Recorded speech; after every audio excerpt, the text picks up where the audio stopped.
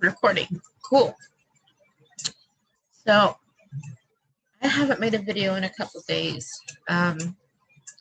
largely because of what's been going on and what the anniversary was a few days ago. It's been rough. It really has. Thank you all for your patience and support. I've gotten a lot of people who have reached out to me since the video. I'm starting off with a picture of me. That is me. That is me back in 2011? No. I don't know. Early 2000s-ish. I remember when I had that camera. That is my camera. That girl has been through a lot. That girl is working full-time and figuring herself out. That girl has dealt with a lot of betrayal.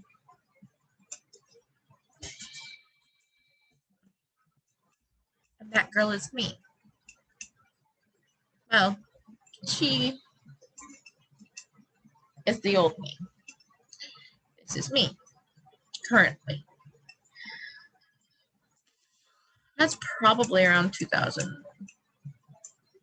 Yeah, somewhere around 2011. I don't remember the exact year. That is at a 4th of July barbecue with some of my friends. Most of the people that I went to that barbecue with are still my friends today. Not as close to some as I was way back when. One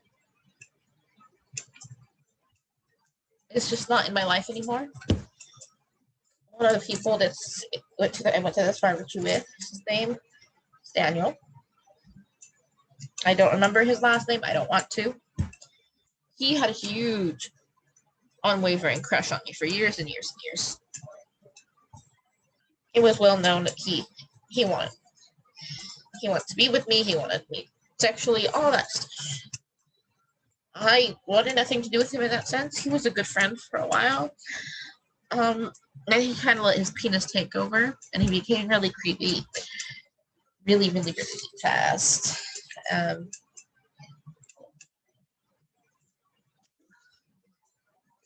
He also became a stalker around the year 2012. He became very, very, very stalkery. And I don't particularly like stalkers or being stalked.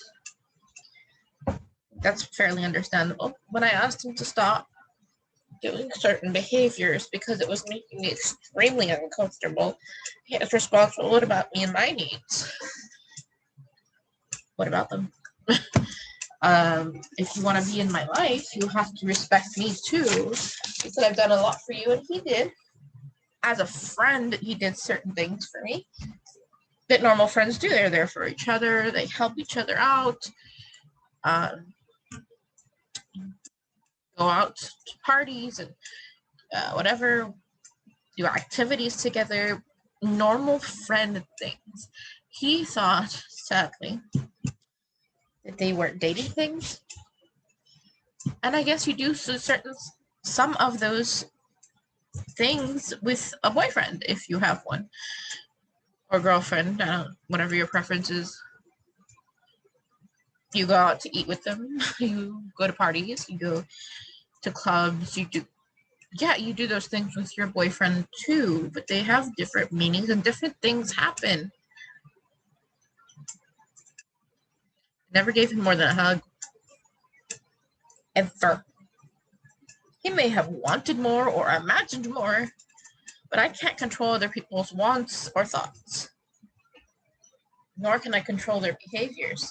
I can voice my concerns when they make me uncomfortable. Anyways, it escalated to the point where I literally had to block him on everything. And I actually ended up changing my number because he was just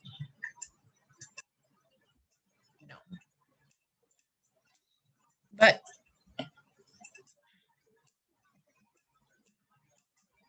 creepiness aside, before he let his dick take over, he was a good friend. Another person that's not pictured, well, who was there. No one else is in this picture because I don't know if they want to be in my YouTube channel or not. Without permissions, I'm not comfortable sharing other people's pictures.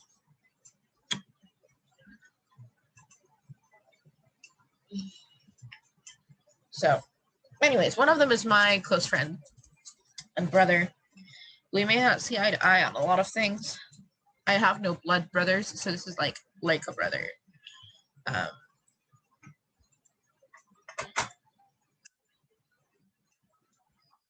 He is more of a conservative Christian, and I am a outspoken liberal, who is agnostic, which means that I believe in a higher power, but not a specific one.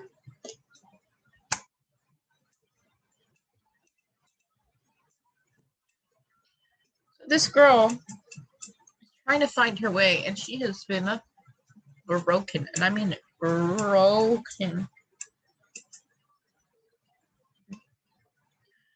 I feel like in order for you to understand why I talk about mental health and things of that nature so much, you need to understand who I was, who I am, and where I'm headed, or where I'm trying to be headed. As you can never really control the future or predict it. You can put yourself on a certain trajectory and do everything right to be on that path,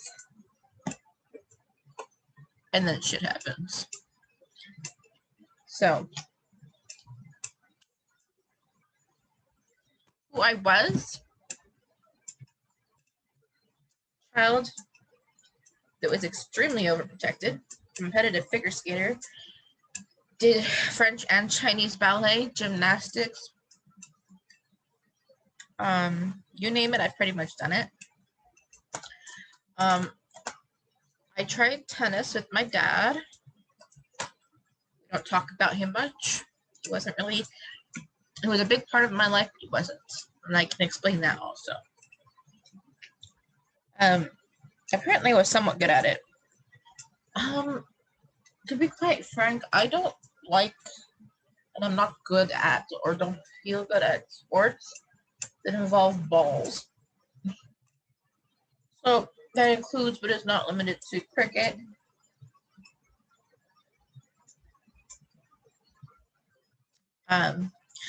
basketball, soccer, football, basketball, baseball, softball, volleyball, tennis.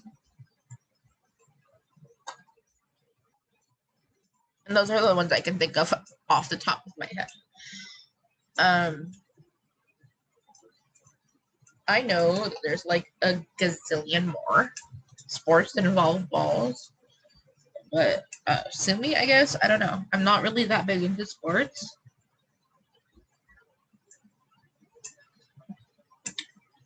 So I don't know them all.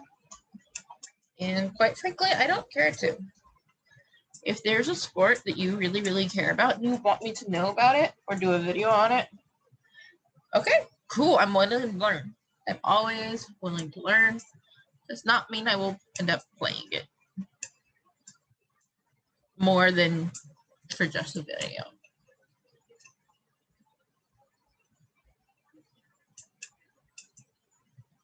So, when I lost skating, I lost myself a lot.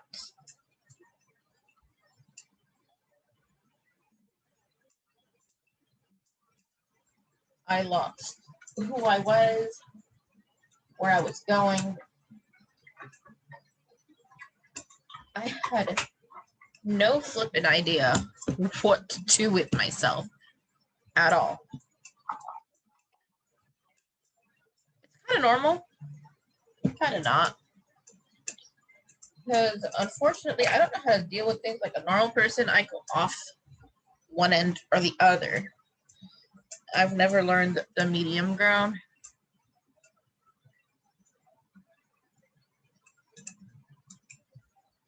Ever.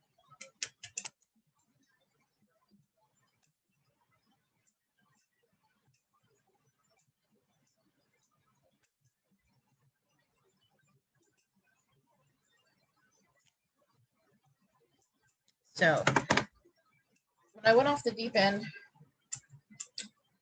I did drugs. I drank a lot of sex. Different people. Yes, I have had a couple of one night stands. No, it's not something I'm proud of. But it happened. I'm not gonna lie about it.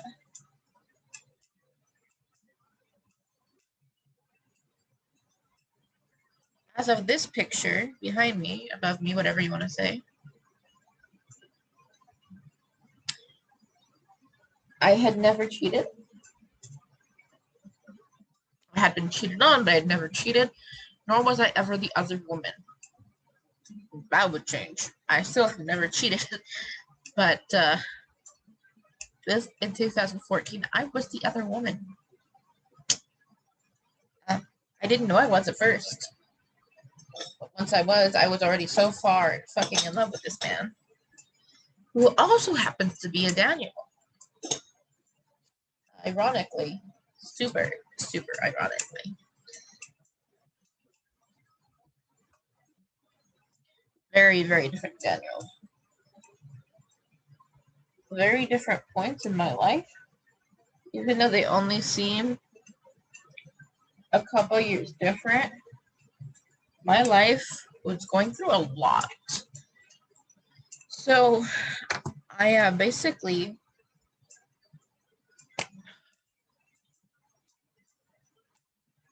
lost myself. I lost skating. Excuse me.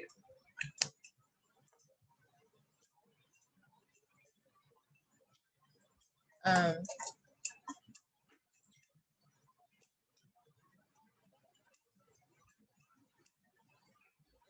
ow. And I had to re-find who the fuck is Nina without it.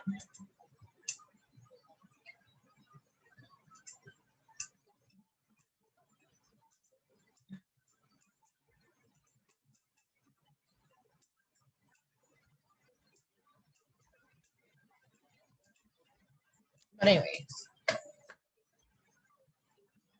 I love who I'm becoming. So, me in the past, I'm not super proud of a lot of the decisions I made. But I survived each one of my dumb decisions. It's really all I can say. I figured out how to survive. Which that's a good thing.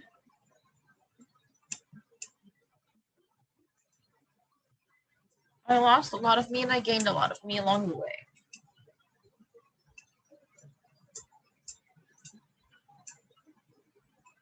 And that's the truth. In order to find yourself, you have to lose yourself or lose a part of yourself. And part of myself that I really lost was skating.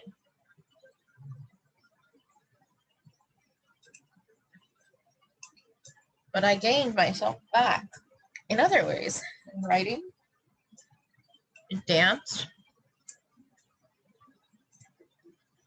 in strength.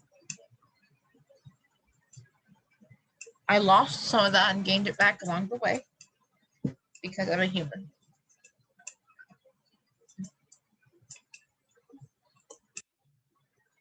Um,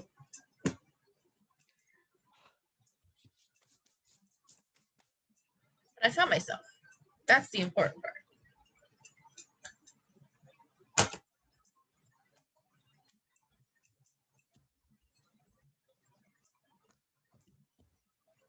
So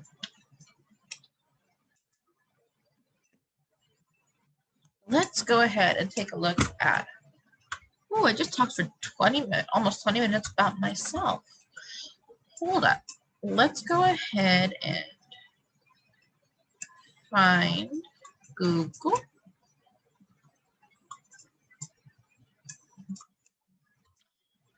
Share the screen.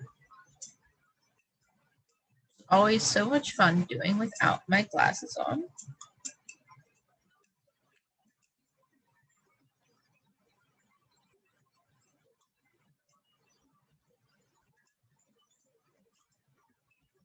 All right.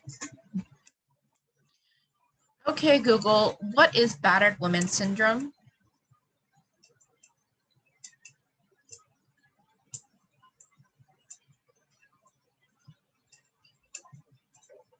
Okay, so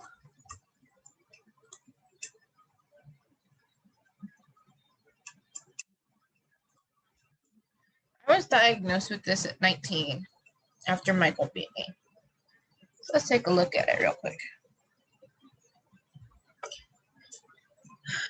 Battered woman syndrome is also called battered wife syndrome. We were not married. We're going to stick with woman. Is considered a subcategory of PTSD.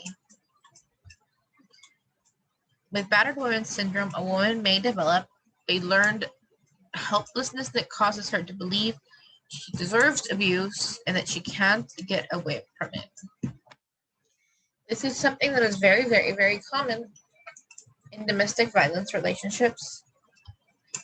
You feel stuck. You're not, but you feel like it. You feel like no one can help you. And that you did something and you fucked up in some amazingly horrific way. And you deserve it. Why? Because this is what the abuser does. They brainwash you into thinking that you deserve this shit. No one ever, ever deserves to be abused.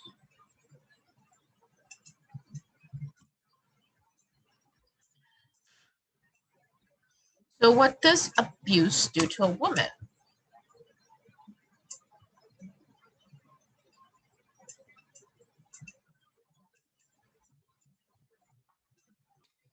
So what it can do is that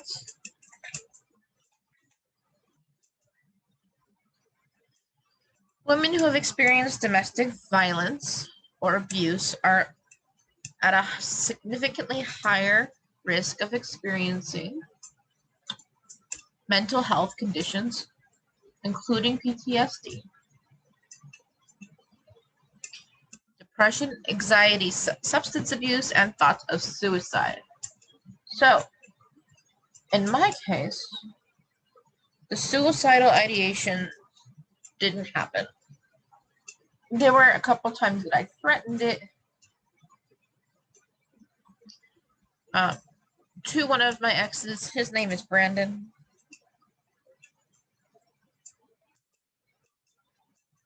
But it never happened. I never was going to go through with it. I threatened it so that he would stop hitting me.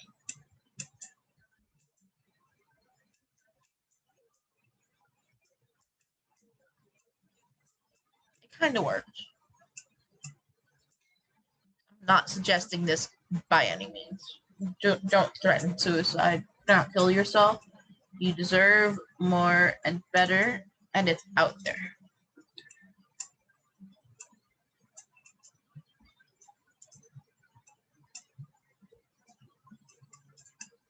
Okay.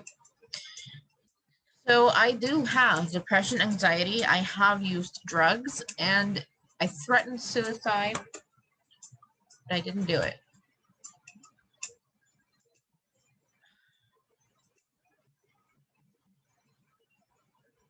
So Abuse is not just physical. Okay. Yes, bruises, hurt, broken bones are not okay. Fractures, sprains, walking into a doorknob, falling down the stairs. We all know the excuses that we use to make people believe that we're just clumsy little fucks, but it's not really us. Another type of abuse is emotional abuse. So what is that? Emotional abuse can involve verbal abuse, which includes yelling, insulting, or swearing at you. Also, it can involve rejection, constantly rejecting your thoughts, ideas, and opinions, or gaslighting you. This is a term I have heard more lately, but it is real. And people do this shit. They make you doubt your own feelings and thoughts and even your sanity by manipulating the truth. Okay, pretty much all of my exes were manipulators.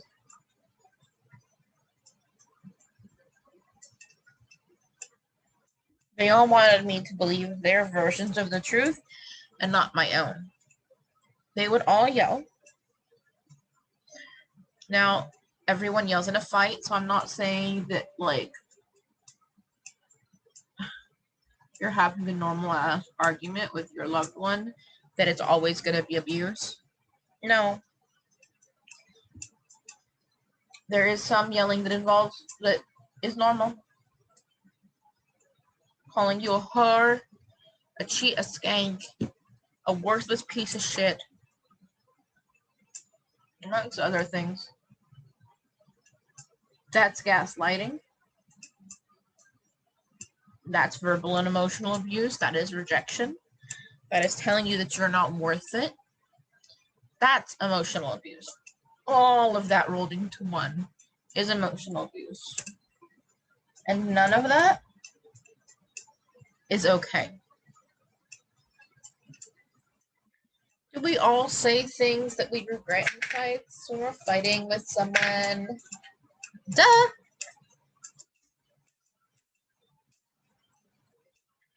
We all do it. We all say regrettable things. There's a difference between saying a regrettable thing and abusing someone.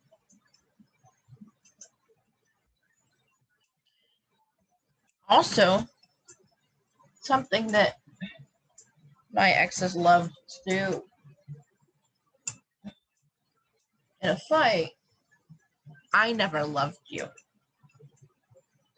Whether that was the truth or not in that moment, that made me judge my realities. They would often manipulate things and say that I had no friends and this is why nobody loved me, which again was a falsity. But they did things like that to control me. Let's continue.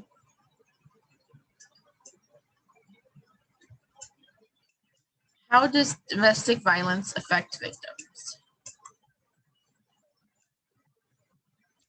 An abused woman lives in fear, unable to predict when the next attack will come. Abused women often experience conflicting emotions such as fear, anger, shame, resentment, sadness, and powerlessness. I would like to point out that you can experience these things for years after the abuse. The powerlessness, that goes away. Powerlessness is something that you allow your abuser to hold over you. And that is how you stay in the relationship. You give in to that feeling of hopelessness and powerlessness.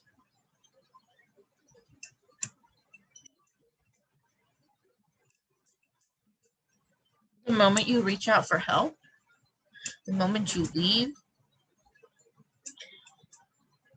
you've taken that power back, and you are strong. And you know at that moment that you are going to get through this. It's going to suck for a while, but you will. This goes away. The powerlessness, it goes away. The rest of this takes a lot of time and therapy.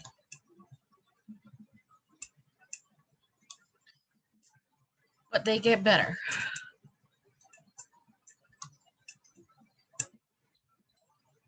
Okay. So, what are the effects of emotional or verbal abuse? Staying in an emotionally or verbally abusive relationship can have long-lasting effects on your physical and mental health, including leading to chronic pain, depression, and anxiety. So I do have chronic pain, but it's not because of this abuse. My pain is from injuries that I sustained outside of the relationships from my skating. The depression and anxiety, a lot of it is from the abuse.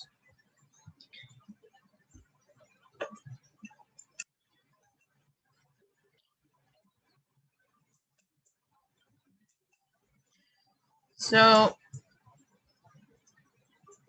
there's a lot to go through with this.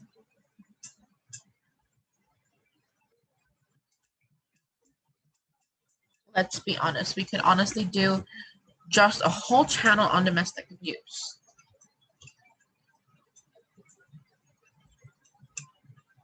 But I want to look at gaslighting again, because it is a term people use a lot these days. Okay? So I want to help you with this as much as I can. Gaslighting is a form of psychological abuse where a person or group makes someone question their sanity, perception of reality, or memories. So, I don't remember large chunks of my life. A lot of the chunks I do remember, I don't remember the details. My friends do, and they, well, don't you remember that when we went to the, no. I wish I did. Even with my family, there are things I don't remember.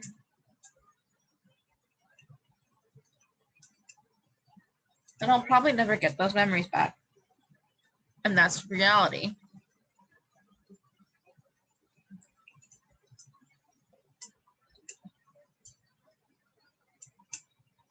That's part of the reason why I take so many pictures. Because I can record everything, and then I can claim my reality and my memories.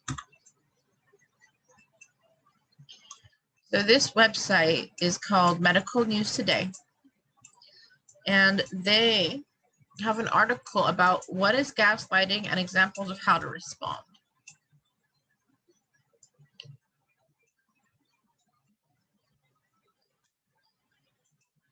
Okay.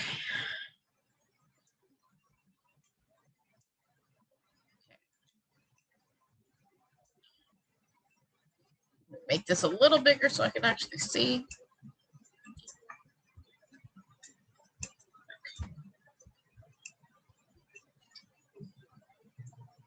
So gaslighting often develops gradually.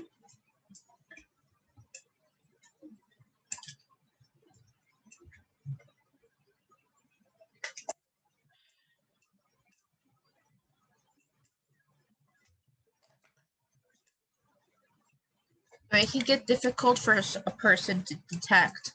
According to the National Domestic Violence Hotline, I will include their information in my description box.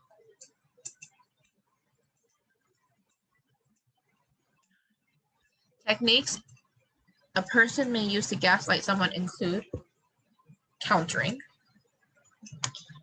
which is when a person just describes a person questioning someone's memories. They may say things like, you never remember things accurately, or are you sure? Or you have a bad memory. Thanks to years of abuse from different exes, my memory is fucked.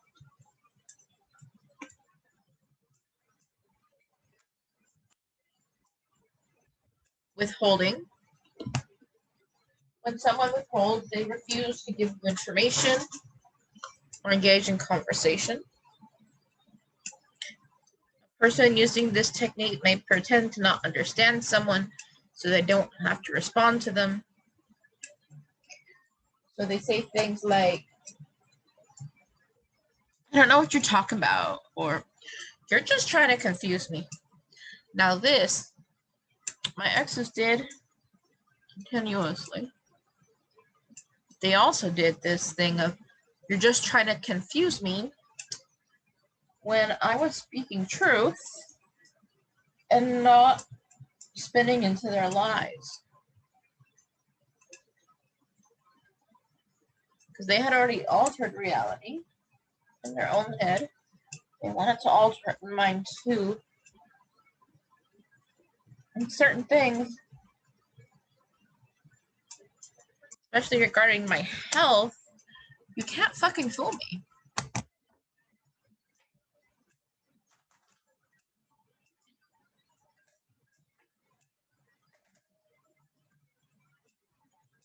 Again, I'm not a medical professional. I am simply trying to open your eyes to things and hope that this helps you in your life or in someone else's life.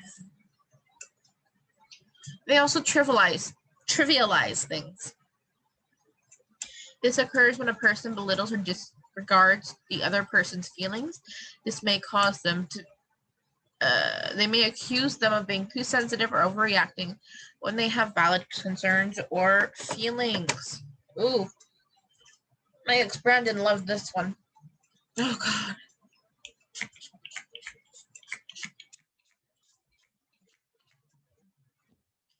He loved this one so much. He would say that when I would cry, it was a sign of weakness, and I'm just a weak little pussyfoot. Real women don't cry. You don't deserve to be alive because you cry so much.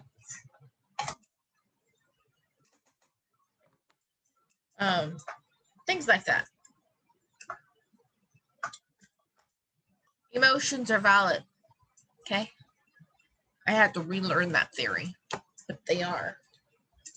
If something is making you scared or worried, that's okay. And it's okay to express that in tears or whatever way you need to express it. Don't ever let someone tell you how to feel. Nile, everyone's favorite river in Egypt.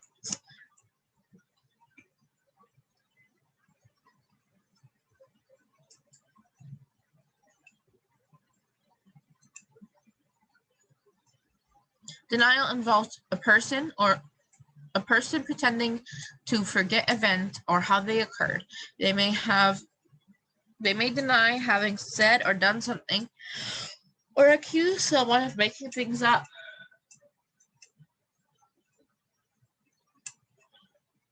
Let me tell you about a really stupid denial my ex Brandon did. He went to a party, didn't deny that part. At first he did, but anyway, went to a party without me. He did that as a form of punishment. So he came home from this party, and I was worried because I couldn't get a hold of him for hours and hours on end. Like literally, he disappeared for over 11 hours without anything. Like I woke up, he was gone, and no one knew where he was. His mom didn't know where he was. No one, and people who did actually know where he was lied. So I found out later. All right, so he went to this party.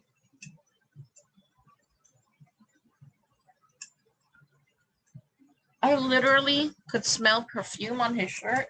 There was makeup on the collar of his white shirt. He tried to deny being around female or letting any female do anything with him beyond give him a hug.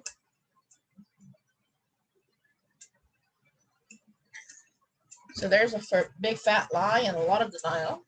And then he gets naked because he needs to change and shower because he's stunk of other things too.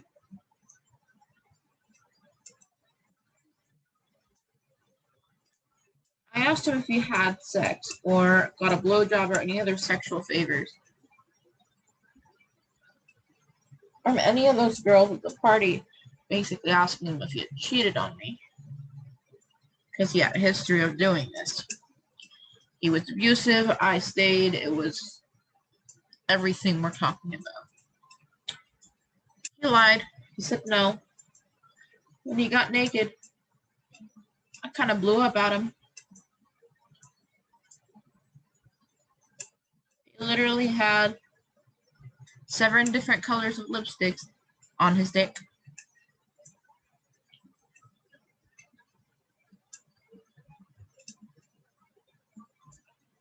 He claimed at one point that it was, they just put their lips on it for a photo shoot. And you thought that was okay when you're with somebody. There was no photo shoot. There were hoes. He did cheat. And we did fight. But he denied all of it. And then later on, when I brought up the story later in front of our friends, trying to gain my ground back, more denial. I was the crazy psycho girlfriend, stalker.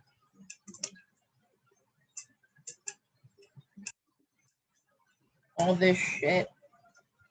When I was home crying all day, I was worried he was dead.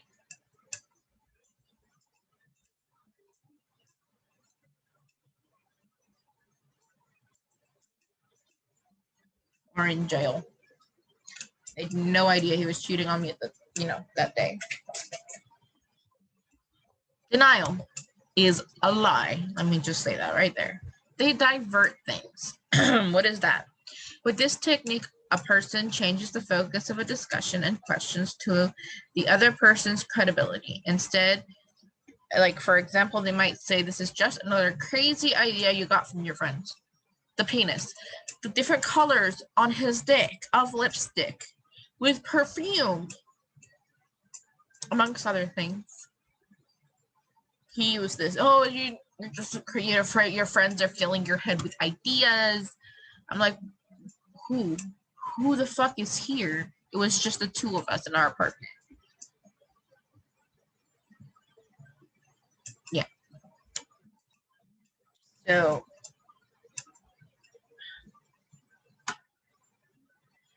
and then they like to stereotype. God, they love this technique.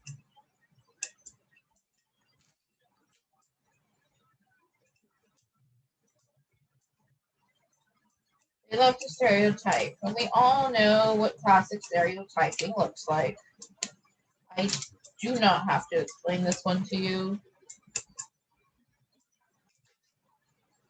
But for the sake of this video,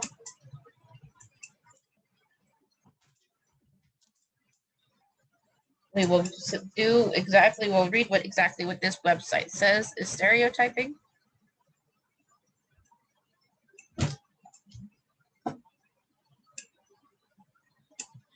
Stereotyping. An article in the American Sociological Review states that a person using gaslighting techniques may intentionally use negative stereotypes of a person's gender, race, ethnicity, nationality, or age to manipulate them. For example, they may tell a female that people will think she's irrational and crazy if she speaks up about her. Wants help for her abuse.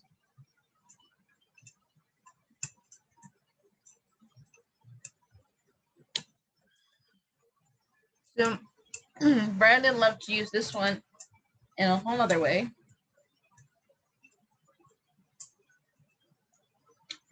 I'm Persian by heritage.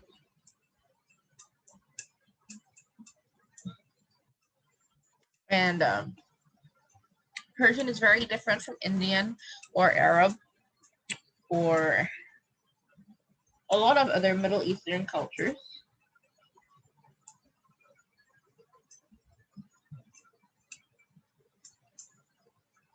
There's political things, there's language barriers, there's all sorts of things that differentiate us, like a lot.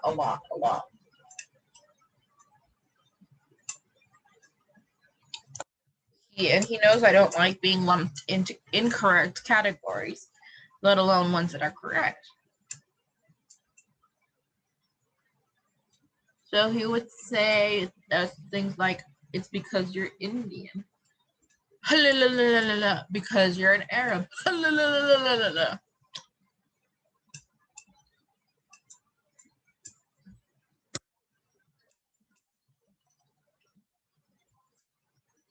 Or he would order spicy food, knowing I can't eat it because my throat will close.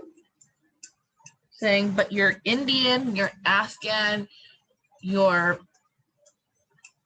I don't know, fill in the blank here. And they eat spicy shit, so you must not really be that culture either. Because I have food allergy. So I would sometimes not be able to eat. Because he would order things that could potentially kill me.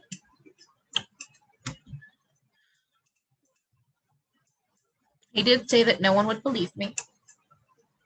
But they did. I ended up taking pictures and speaking up for a good while, quietly.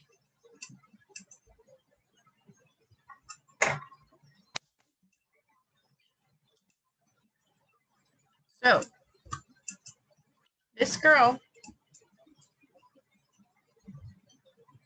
she may not be with us anymore because I had to grow up and move on. Who I am today is someone who has survived a lot. Is going to school to become a paralegal so I can become an advocate for people and help. The legal system is confusing as fuck. It's hard and it's not pleasant, and I want to be able to help with that.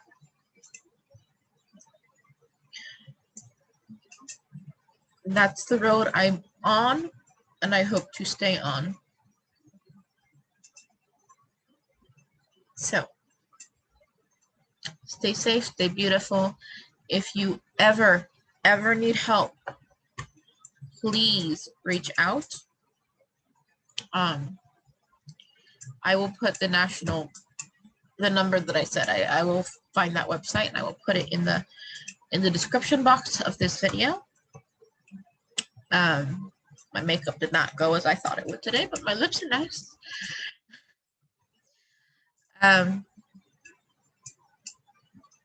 Yeah, I will I'll do another video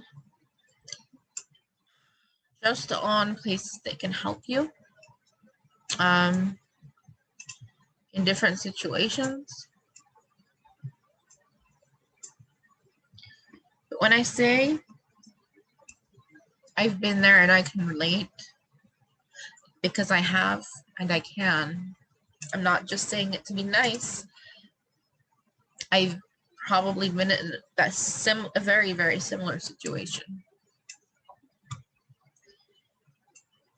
I want to help as many people as I can with this channel. If you are watching this for you, I am proud of you, baby. You are beautiful. Excuse me. You are worth it. And you need to get out. You need to get help. If you are watching this and thinking of a loved one or family member, friend, someone in your life, feel free to share my channel with them or this video. or hell, just give them my links. I don't care. I will help whoever I can, however I can, because I know what it's like to feel that alone, like you can't. My exes, especially Brandon, isolated me from a lot of people. So if you feel like you've lost all of your friends and family, it's a control thing, and that is a form of abuse. It's not okay for them to dictate who you can be in contact with and who you can't. If they have a valid reason, like, oh, this guy's literally trying to fuck you, can you not talk to them? That's kind of valid, especially if they have proof and you know the truth. My ex has tried to say that about a lot of my friends who are still my friends and have never tried to fuck me. And I would never fuck them because they're like brothers to me. So you know where those lines are. Know your truth, stick to your truth, and tell them to go fuck off. And if they're that insecure that they can't handle you having friends of the same or opposite gender, then they don't deserve to be with you. They need to work on themselves. Okay, well, this video went a bit longer than I thought it would. But I just, I'll keep talking about different things to do with abuse and mental health because they are near and dear to my heart. And I hope that by sharing my stories, they can help you, someone you know, get out of these situations and become the best versions of you that you can. Stay safe, stay beautiful. I will always try to help. Stay home if you can. It's safe. I hope you have a blessed day. And now I sadly have to get back to homework. I love you. Bye.